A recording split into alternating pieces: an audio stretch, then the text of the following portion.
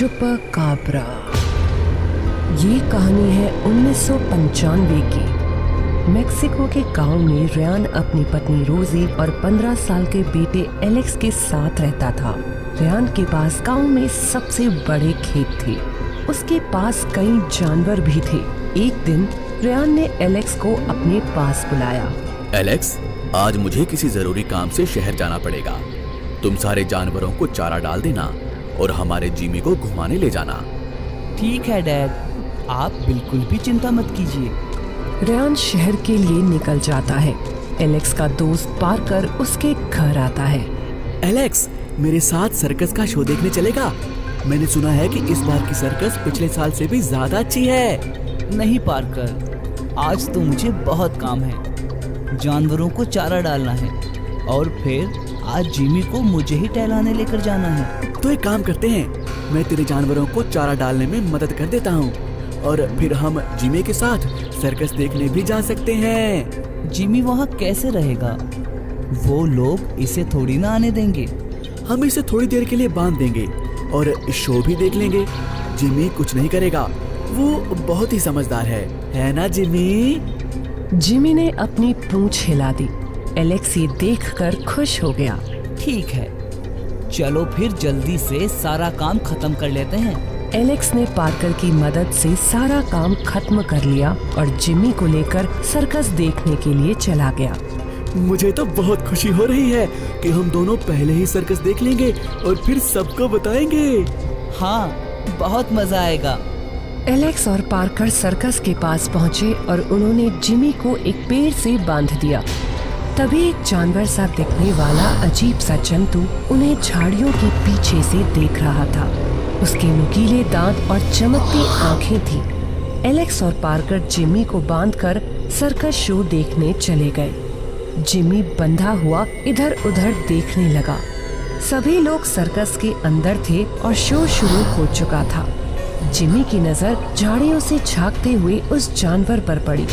वो जोर जोर से भौंकने लगा और अपने पट्टे को जोर जोर से खींचने लगा। वो अजीब सा जानवर जिमी के सामने आकर खड़ा हो गया। वो जानवर बड़ा ही भयानक दिख रहा था। उसकी आंखें लाल थी और दांत बड़े ही नुकीले थे। वो जिमी को घूरने लगा। उसके दांतों से खून टपक रहा था। जिमी उसकी तरफ भौंकने लगा और पट्टे को और जोर जोर से खींचने लगा। सर्कस में एलेक्स और पार्कर शो के मजे ले रहे थे। एलेक्स ने पार्कर से कहा, पार्कर, मैं जिमी को देख कर आता हूँ। तुम यहीं बैठो, मैं देख कर आता हूँ। वैसे भी अभी फाइनल शो में तो टाइम है। ठीक है, जल्दी आना। पार्कर सर्कस से बाहर आया और जिमी की तरफ देखने लगा। उसने देखा कि पेड़ पर सिर्फ पट्टा बंधा हुआ है। जिमी झाड़ियों की तरफ भाग रहा है। अरे जिमी, तुम कहाँ जा रहे हो? रुको! पार्कर जिमी के पीछे भागने लगा और झाड़ियों में चला गया। पार्कर ने जिमी को ढूंढा, लेकिन उसे कहीं जिमी नहीं मिला। कहाँ चले गए तुम जिमी? अब मैं एलेक्स से क्या कहूँगा? पार्कर वापस जाने लगा कि तभी उसका पैर एक चीज से टकराया और गिर पड़ा। उसने उस चीज को देखा तो उसके होश उड़ गए। वो जिमी की लाश थी। उसकी गर्दन से खून बह रहा था और उसका पूरा शरीर सूख चुका था। पार्कर जिमी को देखकर रोने लगा। ये क्या हो गया तुम्हें जिमी? किसने किया ये तुम्हारे साथ? पार्कर रो रहा था और वो खूंखार जानवर पार्कर की तरफ देख रहा था और गुर्रा रहा था। पार्कर को उसके गुर्राने की आवाज आई। उसने डरते हुए अपने पीछे देखा तो उसके होश ही उड़ गए। पार्कर डरते हुए भागने लगा। वो पूरी तरह से डरा हुआ था। वो जानवर भी पार्कर के पीछे भागने लगा और उसकी पीठ पर हमला करने के लिए उसके ऊपर कूद गया। पार्कर जमीन पर गिर गया और बुरी तरह से हाँफने लगा। जानवर ने अपने नुकीले नाखूनों को पार्कर की गर्दन पर गाड़ा और उसका खून पीने लगा। पार्कर चीखता रहा, लेकिन वो जानवर नहीं रुका। एलेक्स पार्कर के इंतजार में बैठा था और परेशान हो रहा था। इतनी देर हो गई है, पार्कर अभी तक आया क्यों नहीं? अब तो फाइनल शो भी शुरू होने वाला है। एलेक्स सर्कस से बाहर आता है और पार्कर को ढूंढने लगता है। पार्कर, कहाँ हो तुम पार्कर? एलेक्स देखता है कि जिमी भी पेड़ से नहीं बंधा हुआ। एलेक्स परेशान हो जाता है। वो सब जगह देखता है लेकिन उसे कोई नहीं मिलता। एलेक्स भागता हुआ अपने घर आता है और अपने डैड को सब कुछ बताता है। घबराओ नहीं एलेक्स, मुझे ये बताओ कि पार्कर के घर पर तुमने पता किया? हाँ डैड, वो अपने घर नहीं आया। मुझे तो बहुत डर लग रहा है डैड, जिमी भी गायब है। रोजी घबराते हुए उनके पास आई। रेयान, तुम्हें पता है गांव में वो लौट आया है। क्या कह रही हो रोजी? साफ साफ बताओ ना। हमारे पड़ोसी गांव से एक औरत आई थी आज। वो बता रही थी कि चुपाकाब्रा उनके गांव में हमला कर रहा है और जानवरों और इंसानों का खून पी रहा है। ये सुनकर रेयान परेशान हो गया। एलेक्स उन दोनों को परेशान देख हैरान था। क्या हुआ डैड? कौन लौट आया है? आप लोग किसकी बात कर रहे हो? चुपकाब्रा। चुपकाब्रा?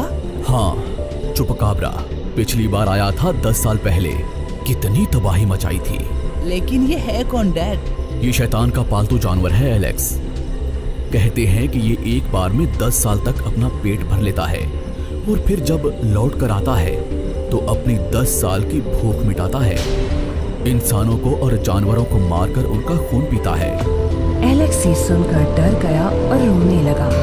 डैड, पार्कर और जिमी भी गायब है। कहीं उन दोनों को भी तो इस जानवर ने तुम परेशान मत हो एलेक्स, हम उन दोनों को ढूंढ लेंगे। चलो मेरे साथ। नहीं, आप दोनों इस वक्त कहीं नहीं जाओ। मुझे बहुत डर लग रहा है। तुम घबराओ मत, बस घर का दरवाजा अच्छे से बंद कर लो। एलेक्स, तुम मुझे सर्कस के पास ले चलो। रेयान ने एक चाकू अपने साथ रखा और एलेक्स के साथ निकल गया। चुपाकाब्रा ये सब दूर से देख रहा था। रेयान और एलेक्स घटना की जगह पर पहुंचे और जिमी और पार्कर को ढूंढने लगे।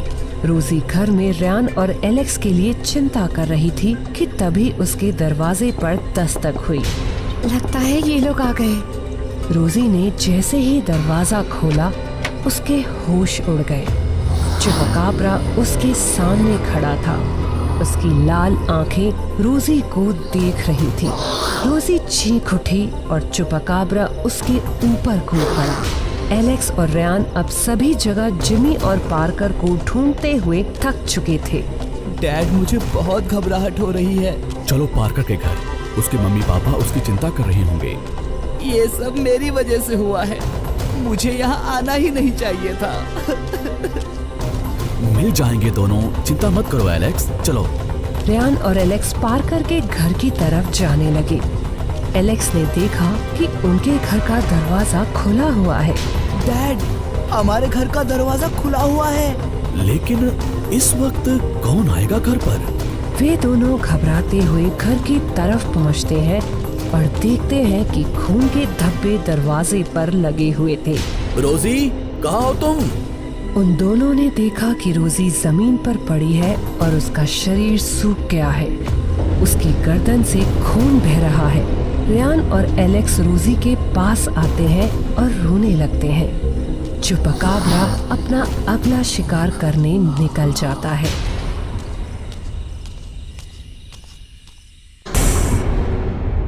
ये कहानी है 1965 की। इटली देश में लोगन अपने परिवार के साथ बोलगॉन शहर में रहता था। क्रिसमस का वक्त था। सारा शहर सजा हुआ था और तैयारियों में लगा हुआ था।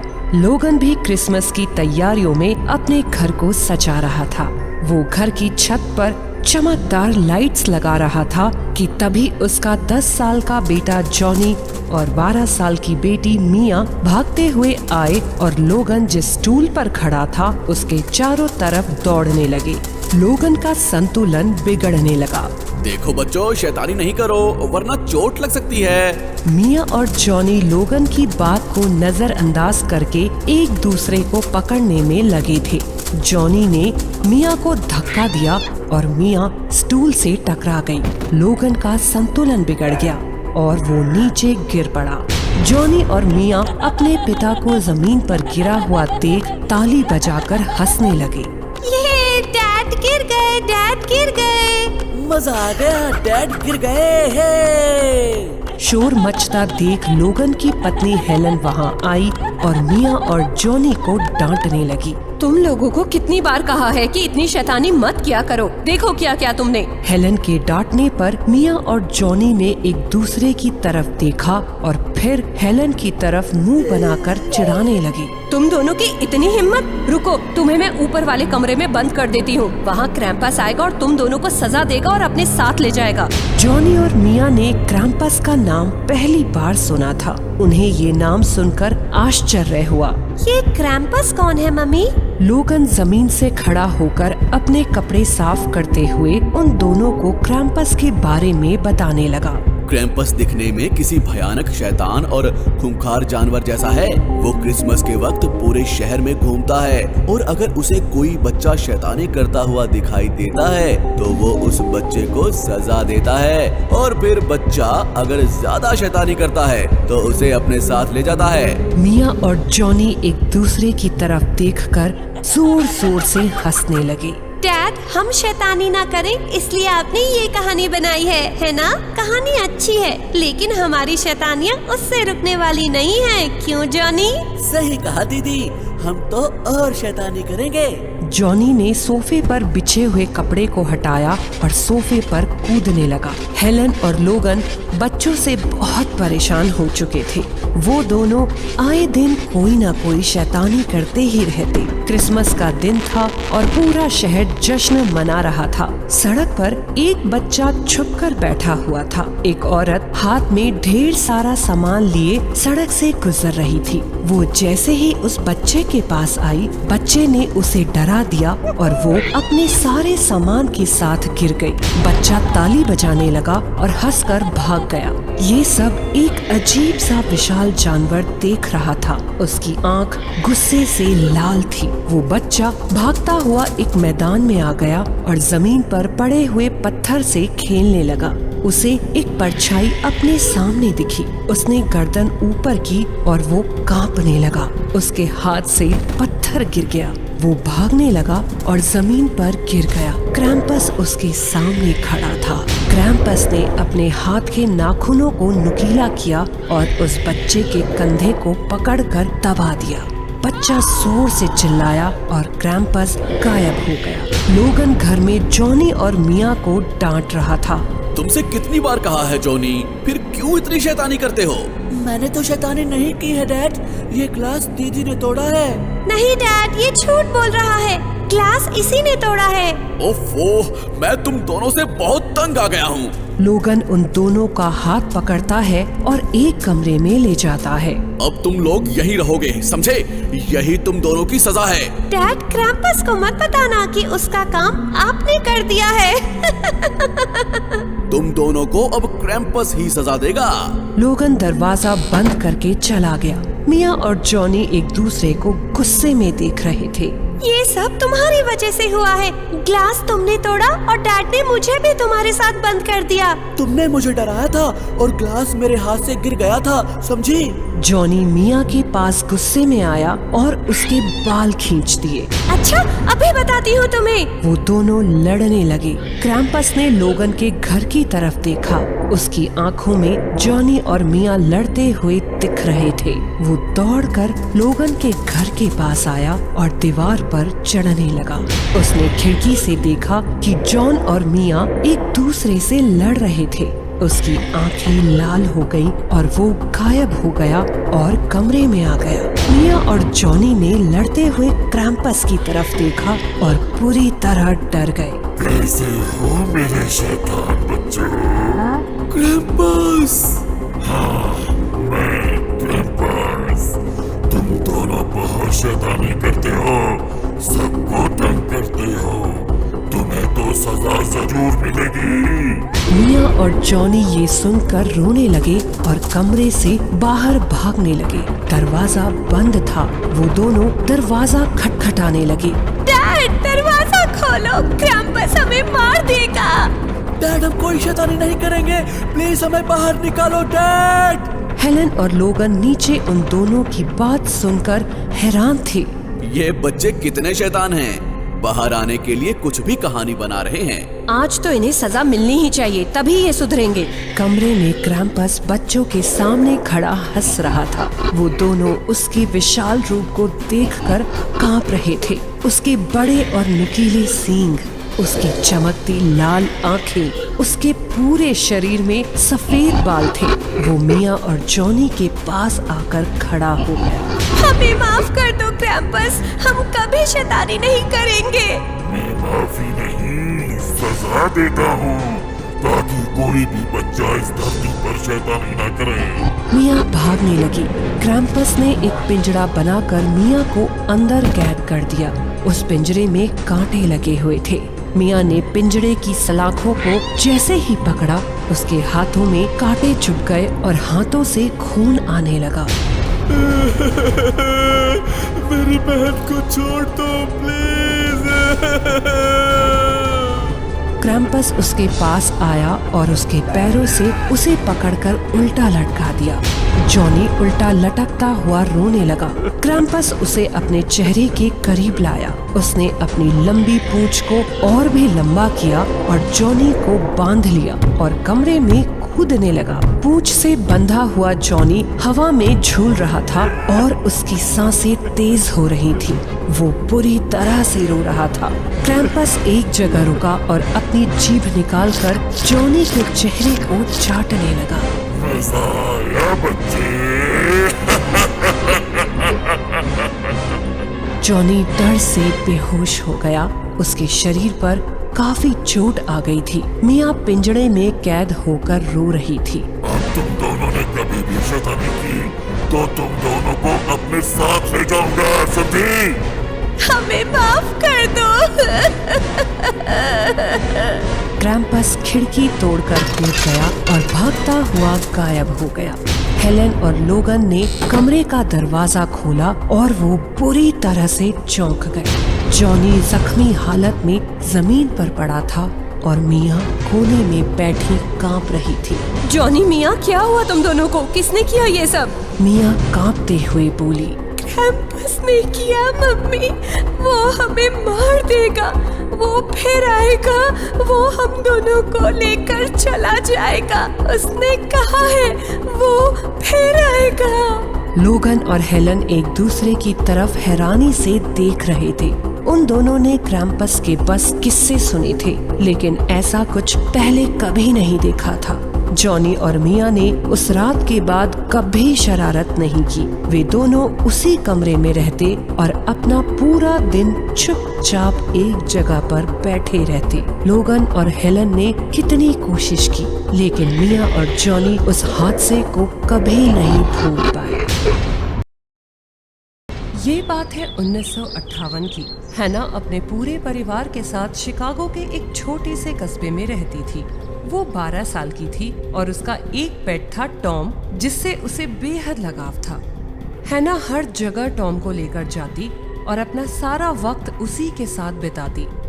एक बार हैना के माता पिता को शहर से दूर जाना था। बेटा हैना, तुम भी हमारे साथ चलो। हम तुम्हें ऐसे अकेला नहीं छोड़ सकते।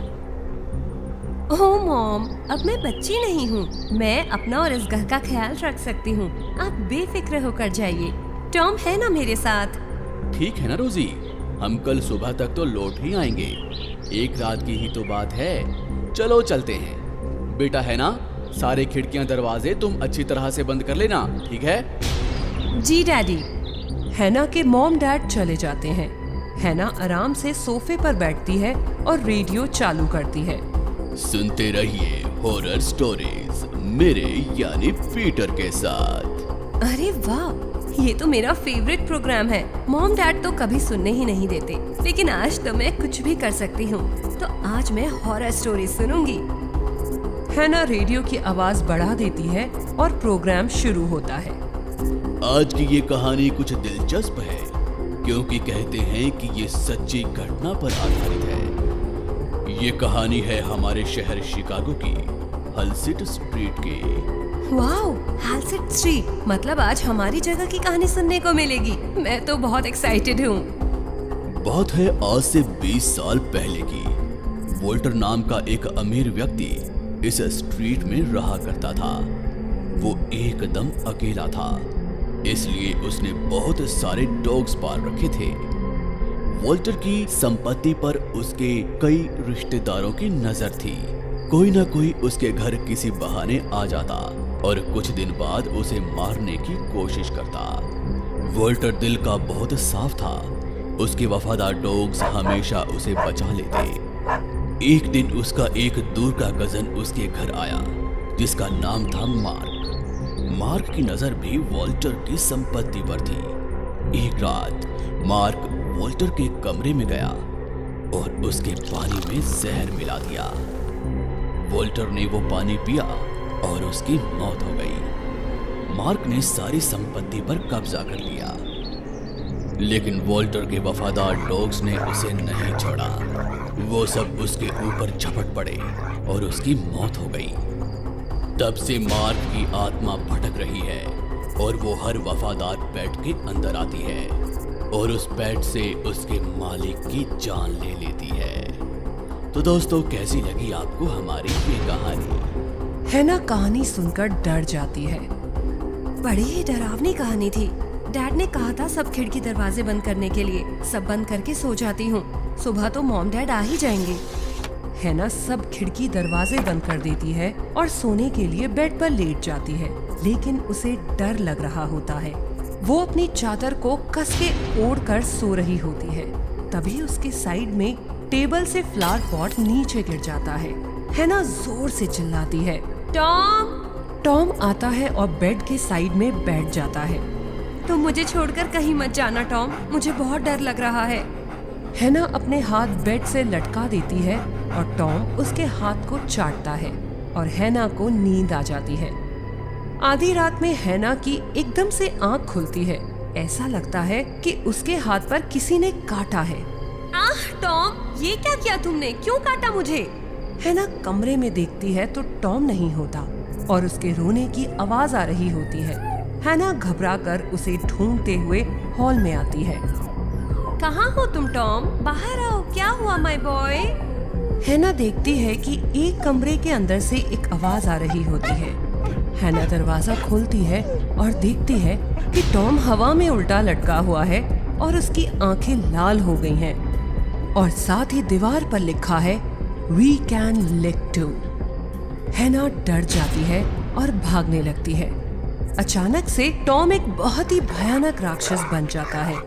उसके नुकीले दांत, लाल आंखें और मुंह से टपकता खून। वो मार्क की ही आत्मा थी जो टॉम के अंदर आ गई थी और उसकी वफादारी को आघात करती है। हैना भाग रही होती है और टॉम उसके पीछे भागता है। उसकी टांग को अपने मुंह में लेकर उसे पीछे की ओर खींचता चला जाता है। छोड़ दो मुझे, जाने दो। तेरा वफादार है ना ये जानवर, अब यही तुझे मारेगा। टॉम हैना की टांग पर जोर से काटता है और उसका पैर लहूलुहान हो जाता है। वो लंगड़ा लंगड़ा कर चल रही होती है। टॉम पूरा घर अस्त व्यस्त कर देता है। मुझे छोड़ दो टॉम, मुझे जाने दो प्लीज। तुम मेरे वफादार टॉम हो, पहचानो मुझे। टॉम उसकी तरफ घूर कर देखने लगता है। हैना धीरे से घबराते हुए अपना कांपता हाथ उसके सिर पर रखती है और सहलाती है। टॉम को धीरे धीरे याद आता है हैना के बारे में। हैना जैसे ही उसके पास जाती है, मार्क फिर से टॉम के ऊपर हावी हो जाता है और टॉम का चेहरा गुस्से से लाल हो जाता है। उसके नुकीले दांत और बड़े हो जाते हैं। उसके सिर पर हैना को मारने का खून सवार होता है। वो हैना पर अटैक करता है और उसे बुरी तरह जख्मी कर देता है। हैना बेहोश हो जाती है। अगली सुबह हैना के मॉम डैड आते हैं और काफी देर तक घर का दरवाजा खटखटा रहे होते हैं, लेकिन अंदर से सिर्फ भौंकने की आवाज आ रही होती है। हैना, दरवाजा खोलो बेटा। हैना, क्या हुआ मार्क? इतनी देर हो गई है, हैना दरवाजा क्यों नहीं खोल रही? और ये टॉम भी भौंक रहा है। मुझे तो बहुत घबराहट हो रही है। रुको, मैं दरवाजा तोड़ता हूँ। और उन दोनों की चीख निकल जाती है। फर्श पर हैना की लाश पड़ी होती है और टॉम उसके चक्कर काट रहा होता है और भौंक रहा होता है। मेरी बच्ची, क्या हुआ? मेरी बच्ची को किसने मारा? दोनों रोने लगते हैं और ये सदमा बर्दाश्त नहीं कर पा रहे होते हैं कि अब हैना उनकी बेटी इस दुनिया में नहीं रही। रोजी और मिक हैना की बॉडी के पास रो रहे होते हैं। तभी उनके पीछे टॉम आता है और उन पर गुर्राने लगा। रोजी और मिक घबराते हुए पीछे देखते हैं और टॉम को देखकर हैरान रह जाते हैं। तभी टॉम उनकी तरफ धीरे धीरे आगे बढ़ने लगा। माइक, ये टॉम को क्या हो गया है? ये हमें ऐसे क्यों देख रहा है? माइक टॉम की तरफ देखने लगा। Tom, sit down. टॉम, क्या हो गया है तुम्हें? मैंने कहा सिट डाउन। टॉम, सुना नहीं तुमने? टॉम गुस्से में गुर्राते हुए उन दोनों के ऊपर कूद पड़ता है और वो दोनों चीखने लगते हैं, जिसकी वजह से सारे पंछी उड़ जाते हैं। रोजी और मिक भी हैना की तरह इस दुनिया से चले जाते हैं।